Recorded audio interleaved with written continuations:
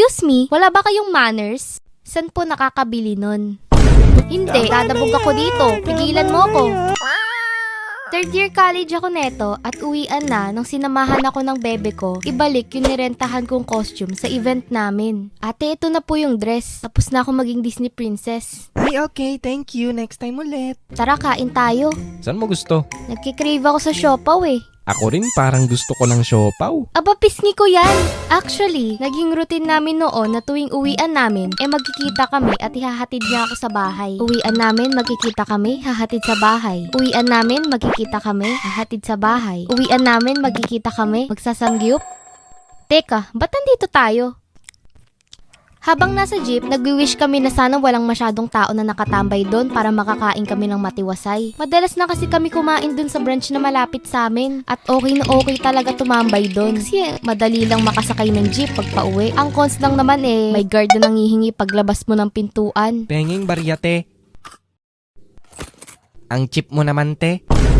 At takalain mo nga naman, pagdating namin doon, halos kami lang yung nabili at may isa pang available na table at the rest, may mga nakatambay lang. Bonus pa kasi nakatapat doon yung aircon. Kaya naman dali-dali na kaming pumuesto doon. Wow, so refreshing! Napagpasyahan namin, yung bebe ko na lang ang order ng pagkain kasi walang magbabantay sa table na inupuan namin. Pili ka muna ng makakain natin, ilalagay ko na lang gamit mo dito. Sige, wait lang ha. Dapat pagbalik ko sa akin ka pa rin. Ang harot, habang nagtitingin pa ng pagkain yung bebe ko, laking gulat ko nang may biglang umupo sa table kung saan ako nakaupo.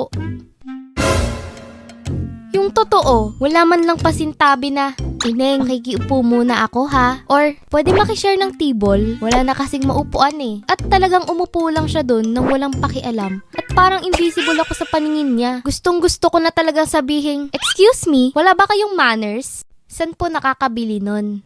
Nung una, hinayaan ko lang siya since baka napagod lang dahil wala naman siyang kasama at wala rin siyang dalang pagkain. Nagsiselfone lang siya doon habang nagpapalipas ng oras. Tapos parang tropa niya ata yung staff kasi kinakausap niya pag dumadaan. Mukhang kakasahod lang ha. Ah, oo. Alam mo naman, masipag tayo kaya paldo-paldo talaga. Libre naman dyan. Gusto mo? Sumabog nguso mo? Maya-maya, bumalik na si bebe ko at tinanong kung ano daw ang gusto kong pagkain. At napansin niya rin yung babae na nakiupo. Ano sa'yo? Siopaw lang sa akin. At tsaka yung sisig na dine-in. Dito kakainin. As in here. Sa table natin, please. Yung sisig na dito kakainin. Di joke lang, di kami nagparinig. Laking tuwa ko nung biglang tumayo at umalis yung babae sa table namin. Kaso napansin ko na may naiwan na payong. Ilang minutes din ako nag-antay kung babalik siya. Pero wala. So naisip ko na, baka umalis na nga talaga. Sinadya niya bang iwan to or nakalimutan lang niya? At di nyo aasahan yung nakita ko. Bumalik siya at hindi lang siya, kundi bumalik siyang may hawak na tray. At ang pagkain? Wow! Siopaw at sisig din. At dun ko na-realize na nireserve niya pa talaga yung upuan para sa kanya. At take note na nakipag-unahan pa siya bumili ng parehong pagkain sa amin. Ewan ko kung anong trip niya, pero para siguro masabing nauna siyang kumain sa table namin. Pagkabalik ni Jello, nakita rin niyang kumakain na yung babae.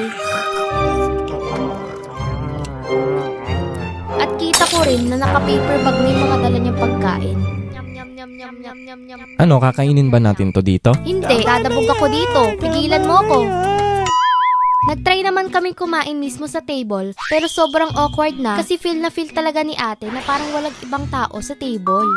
Nakakagigil lang talaga ng sobra si ate kasi nakikita niyang dalawa na nga kami sa table na yun. Doon pa siya umupo ng walang sabi-sabi. Samantalang ibang table tigi-isa lang yung nakaupo tapos nakatambay pa. Wow, so refreshing! Pero dahil mabait kami, kami na lang ang nag-adjust at umalis. Tinake out na lang namin yung pagkain para kainin sa bahay. Habang nasa jeep, naiinis pa rin ako kasi gutom ka na nga tapos may e-epal pa sa inyo. Malakas rin siguro loob niyang makisiksik kasi nga baka kilala niya yung staff doon. Kaya lesson learned, di naman masamang makiupo basta magpapaalam ka. At makiramdam ka rin sa paligid mo.